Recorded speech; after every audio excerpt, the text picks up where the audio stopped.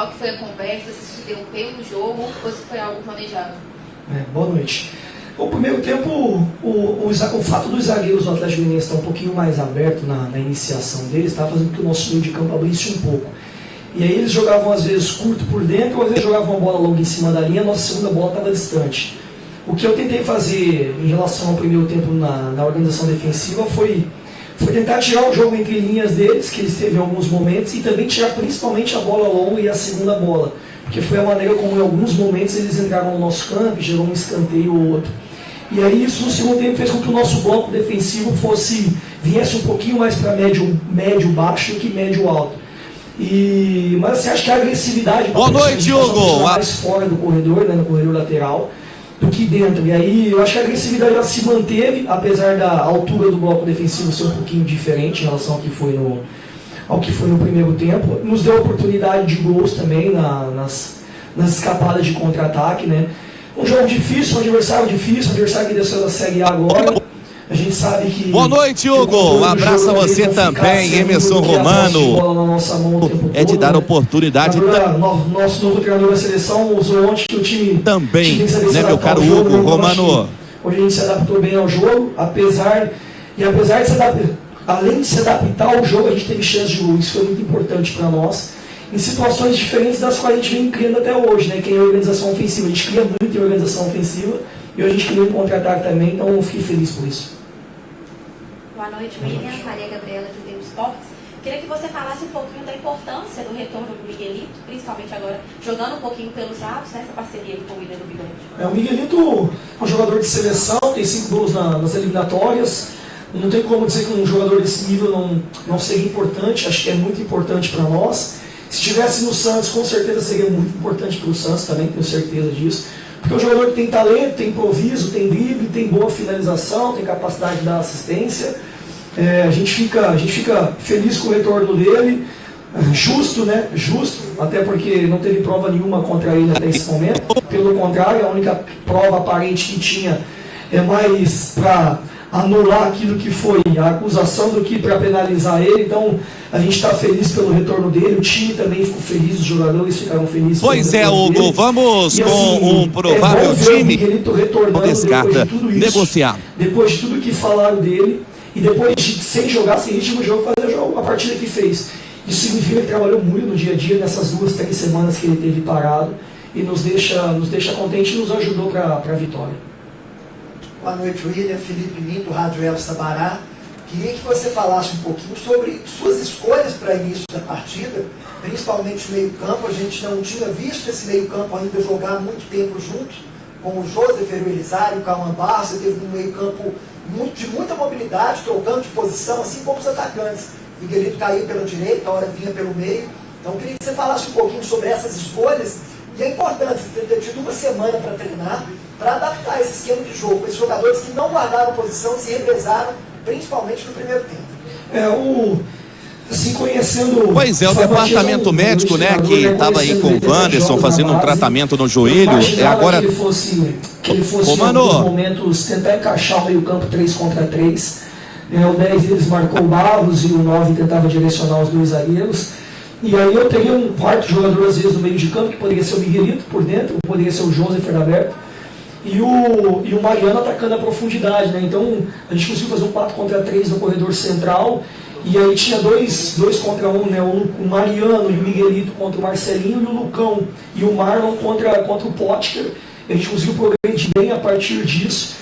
O Josefer dá muita mobilidade para a equipe, né? Eu conheço o Josefer desde dos nossos duelos contra um abraço a você, boa noite também a todos do apito final desta terça. Traga o que tem de melhor nesse jogo. Isso que chamou a atenção do clube para poder trazer ele. E a gente tinha mobilidade hoje, que o Isaac também dá isso, jogando no centro esquerdo, e às vezes vindo até para o lado direito. E capacidade de jogar em espaços mais reduzidos, sem perder profundidade, né? Porque o Marlon dá profundidade, o William dá profundidade, o Ferreira dá profundidade, e o Mariano que tem atacado em profundidade também, né? Falei para ele que ele está parecendo um menino atacando em profundidade, porque nesses últimos 2 anos no Atlético acabou que ele só atacou mais na base da jogada do que ultrapassando, né? E ele está ultrapassando, está fazendo cruzamento na área, está chegando no último terço. Isso também nos dá profundidade com um jogador inteligente que pode dar assistência e aumentar a probabilidade de gol no último terço. William, boa noite. Lucas Sanches, da Itatiaia. Eu queria que você falasse um pouquinho sobre a importância emocional desse resultado. O América estava num jejum um pouquinho chato, o Atlético Goianiense colado na tabela até na frente e até a zona de rebaixamento já estava olhando para o seu time. Agora, vocês vibraram bastante depois desse resultado e agora também já dá para olhar para a parte de cima e não mais para de baixo da tabela. Como que isso impactou os jogadores do vestiário? Que deu para ouvir uma animosidade muito interessante depois da partida. A Série B é muito equilibrada, né? Eu me lembro ano passado que muitas equipes, ou quase todas, inclusive o Vamos lá, o Atlético não quer negociar, pelo menos a ideia inicial não é de venda. Série B, isso janela abre no início da semana. Elas vão ter uma semana que vem, muitas das vezes, para ganhar todos os jogos, para abrir uma diferença grande. E mesmo aqui, às vezes abre uma diferença, ela acaba oscilando em algum momento. E a gente acabou ficando 4 jogos sem vencer, faz parte do campeonato.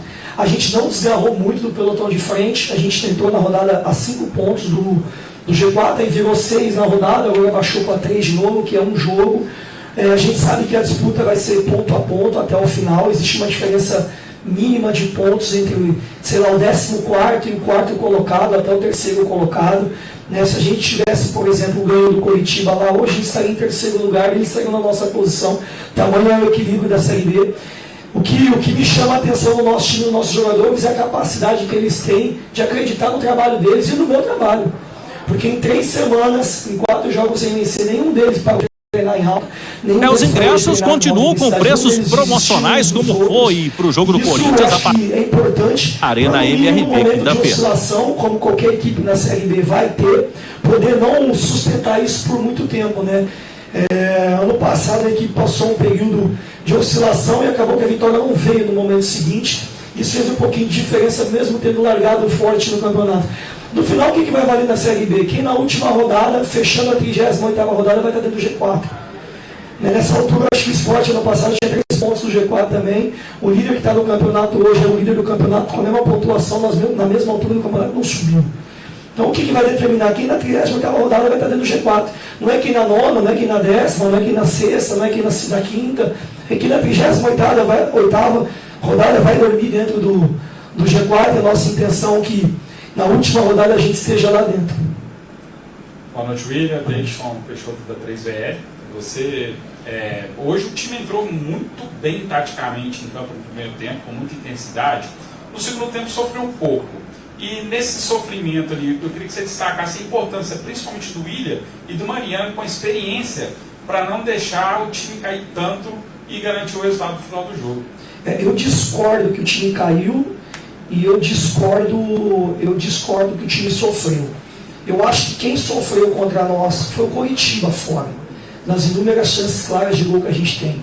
Eu acho que o Avaí, apesar de ter ganho, a gente sofreu com a gente fora de casa. Porque o que para mim é sofrimento é você, independente da estratégia, se o bloco é médio alto, se o bloco é médio baixo, é você dar oportunidade clara de gol para o adversário. Um abraço a você, boa noite também a todos do apito final da primeira noite, pública terceirizar. Agora também estava gripado.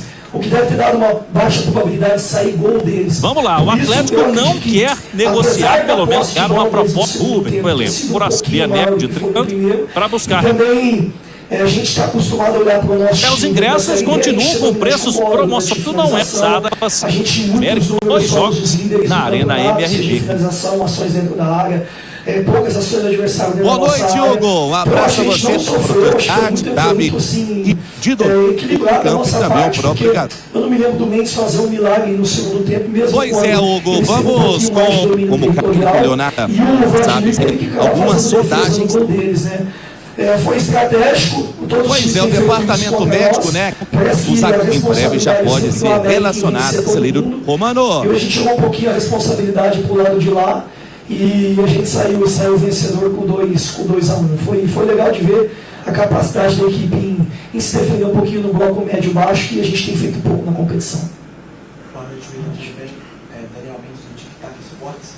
Eu queria que você falasse um pouco sobre a importância do Estádio Independência para essa construção do time do América. São 566 dias sem perder aqui no Estádio Independência, 36 jogos de invencibilidade. Eu queria que você falasse um pouco sobre isso e também você falou sobre converter as chances que o América cria, que realmente isso tem sido um certo problema para o time. E como você vê essa melhora? Eu acredito que houve uma certa melhora em relação à conversão dessas chances em gols no jogo de hoje. Obrigado.